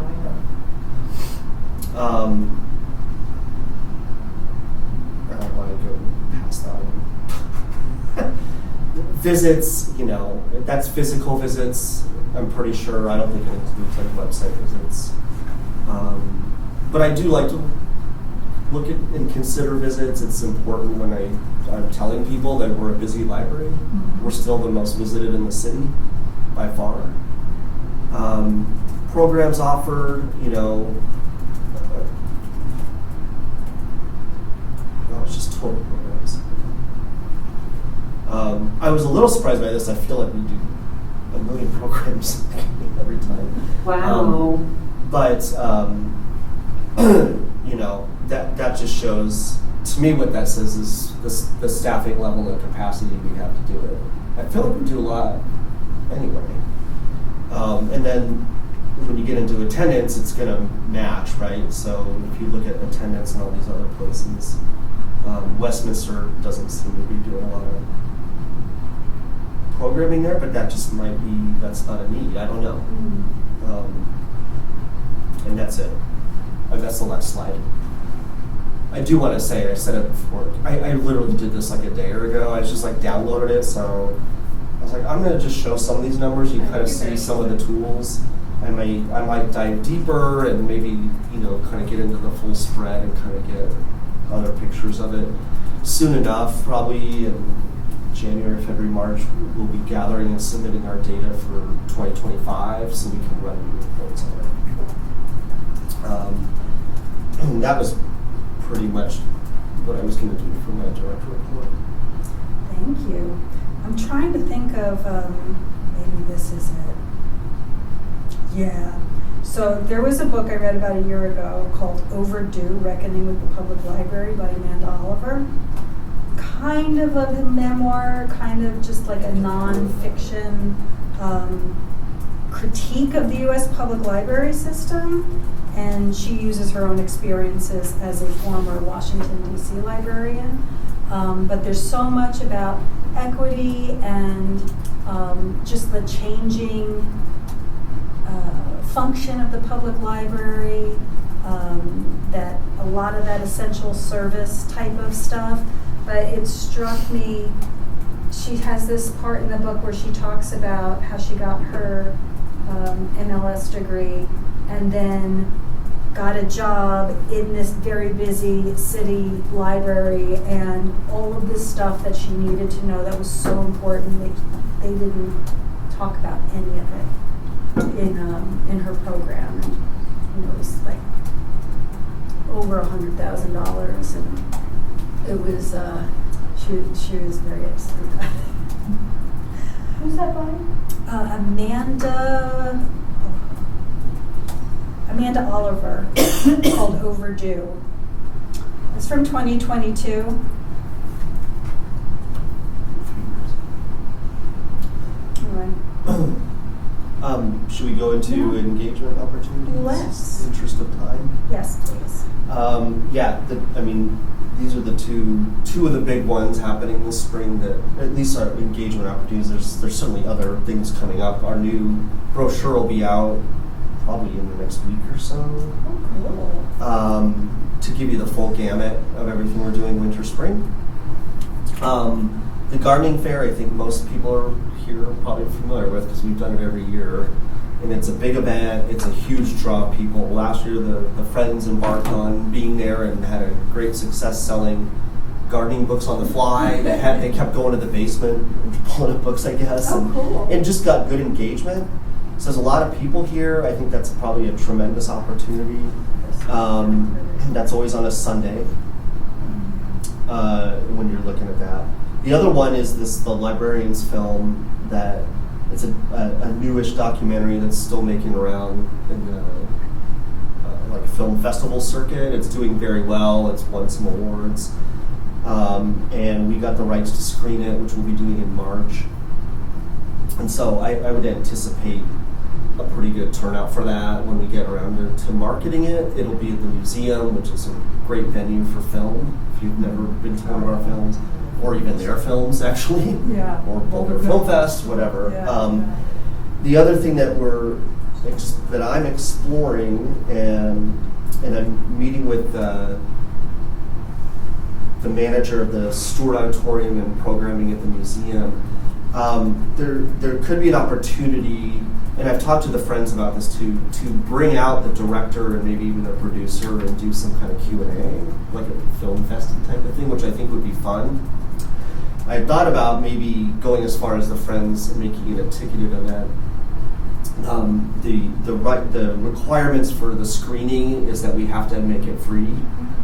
However, I'm going to meet with the museum manager. One idea I had is if the Friends basically wanted to help fund bring one or both of those people out, maybe we could ticket a Q&A event. Like only the film has to be free. And then maybe do like a VIP kind of thing where they get like in the museum you can have like wine and snacks. So like do some kind of event like that, like a before or after for people that want to pay. Just exploring that might make it even a little bit bigger of an event. Like a meet and greet. Yeah, like a meet and greet. Could do a silent auction. The Friends could do a silent Exactly. auction. I think there's opportunity there. I first want to talk with the museum guy because I don't know how that works. With the museum, if what money has to be put out, as far as if you're selling things like that, or do you not sell it? Is there ticket pay for that? I don't do stuff like that, but he does. So there's more to come on that. I think even outside of doing that, that's probably our other big event that's going to happen. That would have a large draw, seasonally. So that's it. Very cool. Unless there's questions about it. Any comments or questions? See you there. Yeah. All right. Any general comments from this board before we I have so many things, I'm so sorry. The first thing is that I apologize. I somehow now have, what do you call it, obligations, conflicts, thank you. I have conflicts with both the January and the February meeting. And I know we moved those to avoid the holidays, and I am here for both holidays, but away for both of the weeks before. And I know we get close to quorum now, so. Is there anyone who knows or thinks that they might not be able to make that January 12th meeting? I'm still okay on the January 12th one. We're on the 9th in February though, right? Yeah. Yeah, because I'm going to be away the 16th. I'm going to be away the 16th. So we chose the 9th. Yeah. Is that what you're asking, Kitty? Is that still good for you? Yeah, that's still good. I was just making sure that I had that in the calendar correct. Yeah. Okay. Yeah, because we were doing the January a week early. They're both a week early. Yeah. Yeah. They're both a week before the. So as far as Holidays, we yeah. know, Jamie, Mm-hmm. we would have quorum unless something comes up for the remaining Right. 3. So I'm so sorry. I would this is rather why know we now. talk about We would these rather know. things, Yeah. totally. Yeah. So everyone's here tonight, everyone hears us saying that Nicole will not be able to attend these two I can meetings. try to actually make the one on the 9th. I will be traveling that day. I'll actually be traveling both days, and I do not think I'll be able to make the 12th. Maybe. I can try to make both. I'll try There's to show no up. pressure because we have room It's for gonna one depend on person travel. to miss, and right now Okay. you're the one. Okay. So if anyone else gets sick or wins a trip to Hawaii, like, just please Or let gets hit Tracy by a know bus. in advance. Because we'll just cancel Yeah. and meet again when we can. Yeah. I might be able to make both of them. Looking at like what travel times I have, I might be a zombie, but Well, Well, I think, we don't want you to- when the. yeah, I would probably do. I would Dragging almost yourself certainly to a say Zoom yeah. call. I think when Tracy sends out the invite, right, that's, Yeah. you can decide. Yeah. Okay, well, yeah, Something like this. we'll see. I'll be traveling home that day, so I will just try Is my it- best. to see Yeah, if- but then we'll know for sure, like, yay or nay on you, and then we'll assume everyone else is good, Yeah. and then if not, we'll figure it out or cancel. And also let me know if anybody else can't make it, and maybe I can try to. Right, ask okay. Yeah. Thank you. No lives will be lost. Okay. Yeah. Right? If we were hearing that 2 people definitely couldn't make it in January, then we would be looking for an alternative date now, but we're good. And then I got some community feedback. I'm sorry, this is gonna be a hard one because I have to I'm gonna say this like diplomatically. I've heard this this is the second time I've heard this. This is about the children's story times. There's a bilingual one, which I think is excellent. I've attended. And the comment that I've heard from 2 different people now is that I believe, and I don't want to make any assumptions, or they believe, I guess, is that the librarian who does the story time is not like a native Spanish speaker, and I think the idea is basically like with a town that has the diversity of Longmont, I think they find it unusual that we do not have a person of like Latino descent, like a native Spanish speaker, especially because I believe, pretty sure we have some librarians who will fit that profile, who don't do the bilingual story time. That is the feedback that I've now heard from 2 different people, so I thought it was interesting and relevant to potentially bring up. Is there a way maybe that children in our community can see more representation of their own culture, especially at an event like a story time like that? And I know the librarian, I'm pretty sure, has a very deep background in the Spanish language. And that Oh, yeah. Okay, so it's not about so it's, fluency. no. Okay. No. I think it's more representation and diversity, not. No, it's and we Quality talk of- about this a lot here, just in Yeah. general, and that like Lillian, our outreach person who is of Mexican descent and has tremendous success reaching, and I think because the point that I think these people are making is they see themselves right in the person that they're interacting with because they're from the same place or they're there's a cultural connection there, which we talk about that a lot for sure.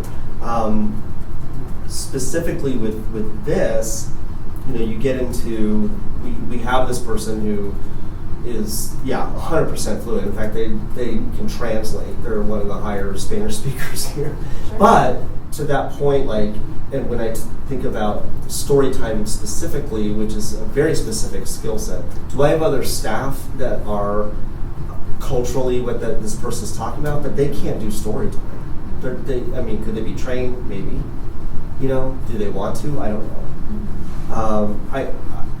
I'm not offended by the question at all. I think I would say just from a different perspective, I've been to her story time as well, and I think she's fabulous, and I know that that's not what Nicole is disagreeing with at all. No, yeah. But also as a native English speaker who learned Spanish in college, would also tell you that learning Spanish from a native speaker is an advanced skill, right? And so if you were trying to bring a little bit of cross competency in other languages to a new learner, it's easier from my perspective and a lot of my non-native speaking peers' perspectives when I was in college. It's easier to start out with somebody who sounds like you can't really place where they're from, right? Like you don't get lost in a specific dialect. they kind of learn kind of like everyman Spanish and everyman English. And so I think there's kind of an argument for that as well. Kind of like mixing it up more than not seeing the validity in it just because she is, right? Like, I have had some phenomenal Spanish teachers and professors and some really mediocre Spanish teachers and professors, and they do not correlate to whether they were native or not. They don't. Mm-hmm. So I think that talent that John's speaking of, being able to put a lesson together bilingually, is a unique talent separate from being fully bicultural bilingual. I also want to kind of add to that I think it's potentially we are thinking about the audience of this in two different ways, because I do agree that most of the audience is a bunch of little white kids, and they're learning Spanish. However, I think there is a contingent of Spanish speakers and children who speak predominantly Spanish, presumably, who do come. And I think having it, if it's actually a bilingual story time, I think it's less that they are learning Spanish because they speak Spanish at home. And so I think that's probably where this comes from, where the assumption from the people that I've spoken to is that it is actually a bilingual story time. And so for children who speak Spanish at home, having somebody who speaks Spanish natively as the person reading the book might be more representative of their experience and more inclusive. Representation absolutely is kind of a separate thing, absolutely, and that's why kind of mixing it up is kind of like the ideal, because I mean, in vice versa, if it is also hopeful for a native Spanish speaker to learn from somebody who learned English later in life, like that's also helpful for them, right? So it's cross correlates and it's totally different goal. And yes, seeing themselves represented out in the world in a professional capacity is very important. And so to me, it's both things, and we're mixing it up when we can, than having one or the other. And we do mix it up, but broader than story time. I mean, there's other programs here, and there are children's programs that are not story time that are not done by her, that are done by what you're kind of expressing. I think it's great feedback. I would say another issue we talk about here more broadly when we talk about audience and who's coming to the library, and we've seen a decline in attendance from Latinx people coming here because of the current political climate. They're not leaving home. And just because we have someone that is a cultural match, they're still not coming. It's a different issue. I'm just bringing it up because it's something else we're talking about here, and how we're trying to address that. It's a real problem. Because that is of course the predominant issue now. But before that, you know that in our local park, she was doing Spanish story time in our park. Was that easier for monocultural or bicultural kids to come to neighborhood parks than to have Spanish story time in the library? Was that working before her and It worked. Yes, and it still works. Okay. Yeah, I mean that's a big program, and in fact that's one area where we're going to try in the winter months. In the years past, that particular story time in the park, and they don't want to stop. But what we've done in the winter is like no one wants to come to the park either, so we're going to try and have it here and see if they'll come, and particularly if it's with Lillian, who they already work with. Which is exactly what you're getting at. So they have somebody that they already work with and connect with on that level. So we'll see. Yeah, because that looks like a fabulous program too. I've walked by it and driven by it a few times, and it looks really great too. So I'm glad to hear that the numbers aren't receding too much. Yeah, and the people that come are in that neighborhood. They're close to home. You know, so it'd be interesting to see if they come here in the winter, but they were the ones asking to. So, Well, it would seem, I mean, if you're calling it bilingual story time, it would seem that it would be important for the native Spanish-speaking kids to hear someone speaking English for whom it was their native language, you know, rather than a Spanish speaker who has has still an accent. They're not hearing native English. I mean, we're talking about preschoolers here, aren't we? I don't, Story time? well, it depends which story time. I think the Yes. bilingual is all ages. It is, but it's. But that's it's who's- but honestly that's who's younger than coming. preschool. Yeah, that's- And I will say the one in the park is not bilingual story time. It's just Spanish, yeah, It's for that community. yeah. It's But, I mean, it seems- specifically bilingual outreach. I mean, sorry, I'm using the word bilingual, Yeah. but for her role, that's the connection. That's her the whole job connection- is to yes, connect yes, with no, I totally get that. with that community. So, But it seems like it's also important for native Spanish-speaking kids who speak Spanish at home to hear English being spoken, you know, and reading books and that kind of thing. Is that something that anybody is doing, or are the books just? I've never been to one. All the other story times are exclusively in English. Exclusive. So any other day that they show up for story time, it's all English. It's all stories. So English. there's a toddler one, a baby one, Yeah. whatever. Yeah, There's a bunch yeah. of different that's the only one that's this one designed is that way. all of the books are in Spanish. In Spanish, Yeah. I see, okay, Mhm. yeah. So we're going to try to move the monolingual Spanish story time into the library for the winter months and see how it goes. Mm-hmm. Correct. Yeah, I think that's great. Yeah, let's see how that goes.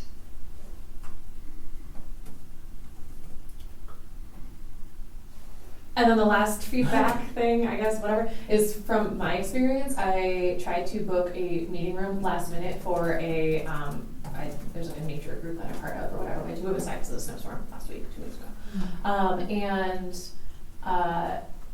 It is not possible to book these meeting rooms last minute. You need a week's notice. And then there's, I think, one coordinator, I don't know what this is, who like handles the meeting rooms or whatever throughout. Is it you? Is it you? Okay, I called and they were like, a coordinator. And I was like, that's Tracy.